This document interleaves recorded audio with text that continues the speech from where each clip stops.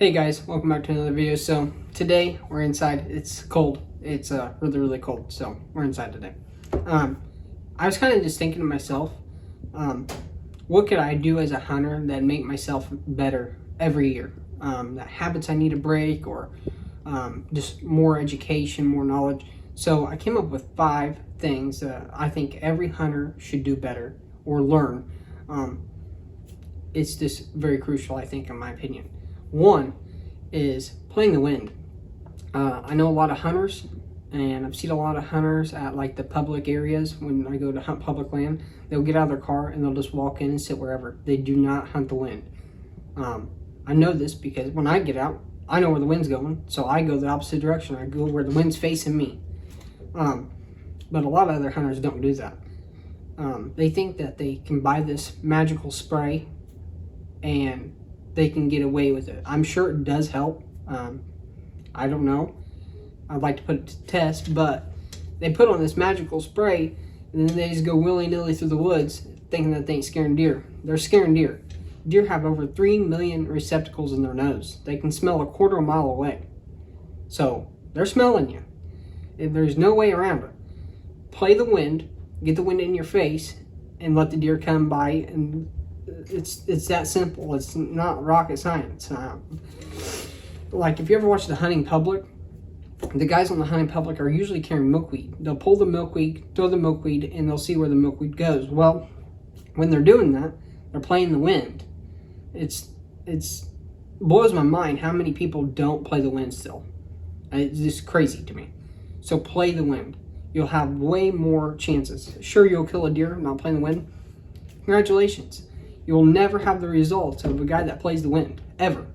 It's just that simple. You want to kill a big deer, play the wind. Second topic. Sorry, I get heated over that one. That one drives me insane. It's like we have so many apps that shows where the wind's coming from and where it's going. There's so many apps. Download a weather app. It's crazy. The second thing is, I gotta check my notes. The second thing is leaving too early in the rut. I know a lot of guys that I can think off the top of my head that leave too early during the rut. They wait all year long for this specific time, and they get up to their stand, hunt a couple hours, and then they say, I'm hungry, let's go have lunch. Or, I'm hungry and let's go take a 30-minute nap and eat. I think that's the biggest mistake that you can make. Deer move all times during the day. It's not this specific time. More than likely, as soon as you leave, that buck's going to come by. It's just obvious. Both of my big deer, I think, and my grandpa's all his big deer, was killed around 10:30 to 11 in the morning. That's when most guys can't take it and they get out of their stand and leave to go get lunch. I don't know why you do that.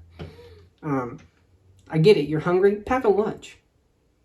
If you're out there to really kill a big deer and you want to be successful and you're not figuring out why, it's more than likely you're doing something wrong. I like to get in there, sit down, hunt all day. It's tiring. You're bored out of your mind. But I know that my chances just went up a lot more by sitting there and not leaving.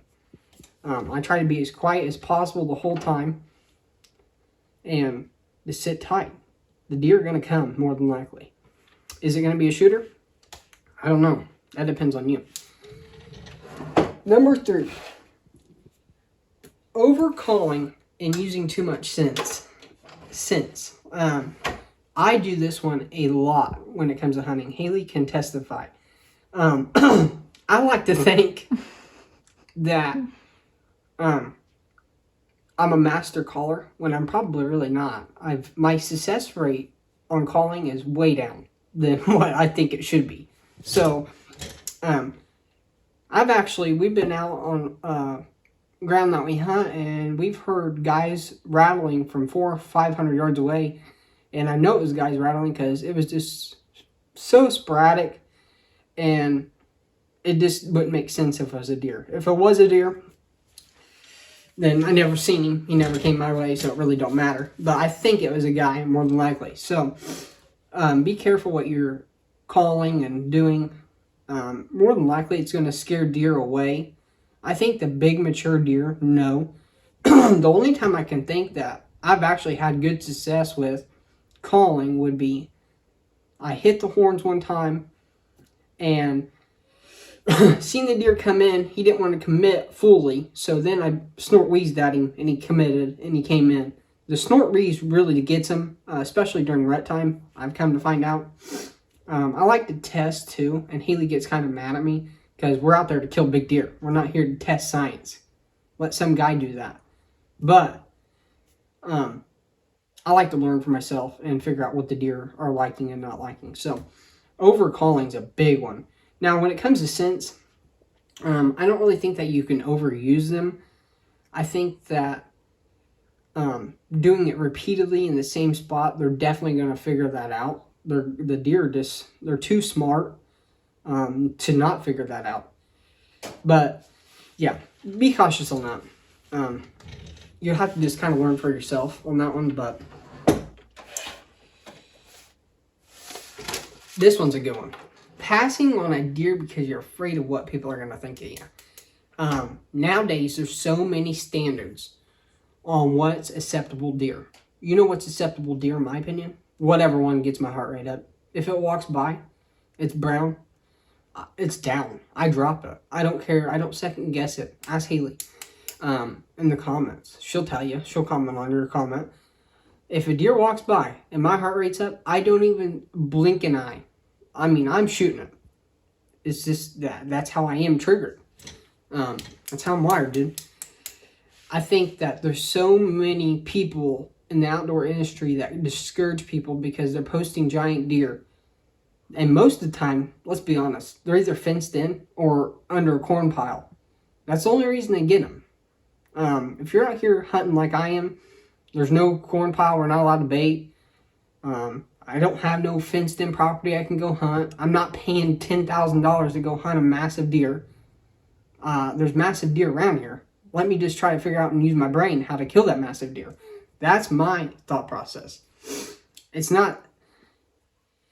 It's really honestly kind of sickening because I mean, I get it. I'm in the outdoor space too, and I try to promote products for you guys and stuff like that. You probably think I'm sponsored by this. No, it was just here so to look kind of cool, I guess. I don't know. I'm not sponsored by hardly anybody, and if I do get sponsored by somebody, it's somebody that I fully trust.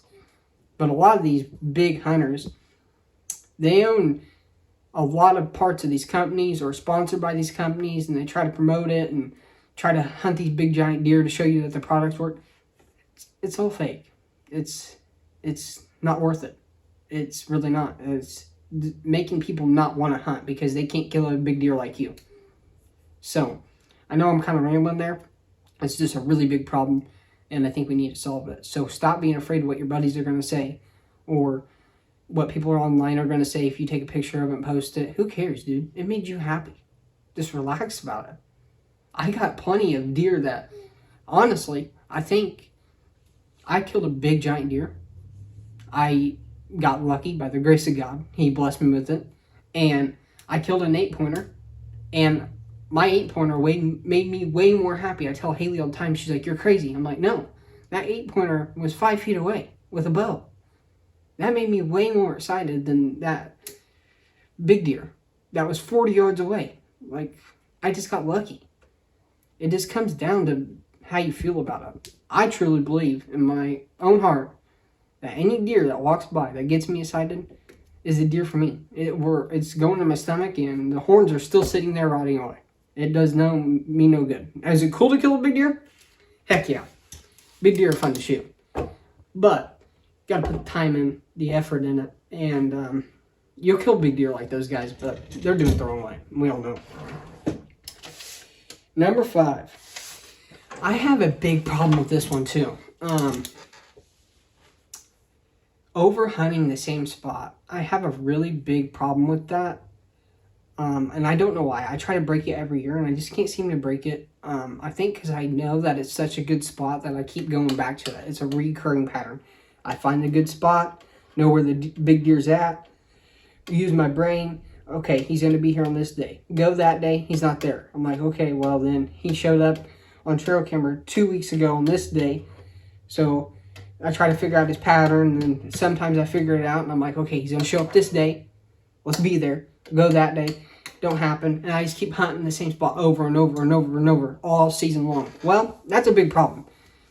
I've actually tested this, and I'm going to test it next year on camera way better. This year I didn't really film much. It was kind of my bad, but we hunted in the same spot, I think, for a week straight, and never seen no deer. We let it cool down for like, I think, a month almost, and we went back, and there's deer. So I think that what was happening was I was just over hunting the same spot way too much, and the deer recognized my pattern. They knew where I was parking. They smelt me. They figured me out somehow. Maybe they just seen me one day. Something. They heard me. I don't know. Something threw those deer off, knowing that I was there. Every time I showed back up, I think it was the car, to be honest. They can hear the car. They know exactly where you're at.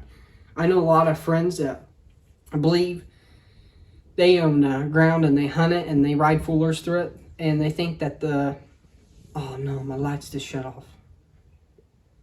But they ride foolers through it, and they believe that that them riding a fooler through it ain't scaring the deer. It's scaring the deer, and more than likely they're just showing back up at night. They ain't going to show up at daylight when you're riding a fooler through there. I can promise you that. If they do, they're bedded down from the night before. You probably spook them and jump them and they run. And they just figured out your pattern. Maybe they don't think it's a threat necessarily as a four-wheeler rather than a guy sitting up a tree, but it's still a threat in their opinion, I think. I don't know, I'm not a deer. I don't have their mind, but those are my 5 mistakes that I think people make and they need to stop, including myself. I'm holding myself accountable here. I do 2 of those real bad, overcalling and hunting the same spots. It's just, I gotta break it somehow, and I don't know how. I've tried for years. Ever since as a kid, I've been obsessed with calling in deer and trying to figure out what brings them in, and I still haven't cracked the code. I think it's just a code I won't crack. I truly believe that. I think the only thing us as hunters can do to improve ourselves is get more education, learn what we're doing wrong, not what everybody else is doing wrong, what we're doing wrong. Me, I overcall. I hunt the same spots over and over because I know they're good spots, and then they turn out not to be good spots because I overhunt them. And those are my 2 biggest flaws when it comes to whitetail hunting, I think. I think that's truly it. I mean, of course, there's always stuff that I could add to do better, and so could you. I know that you could do better. I think we all could do better when it comes to whitetail hunting. It's just putting in the time, the hours, figuring out what the deer are doing. And if you're one of those hunters that just gun hunt, and you get drunk and you think going out there and shooting deer is easy, spend a year bow hunting and tell me how it is. I really want to like your opinion, because it's not the same. It's not the same. I can go out any day of the week and shoot a deer at 300 yards with a rifle. I'm confident. You couldn't do what I do. But I'll catch you on the next one. Peace.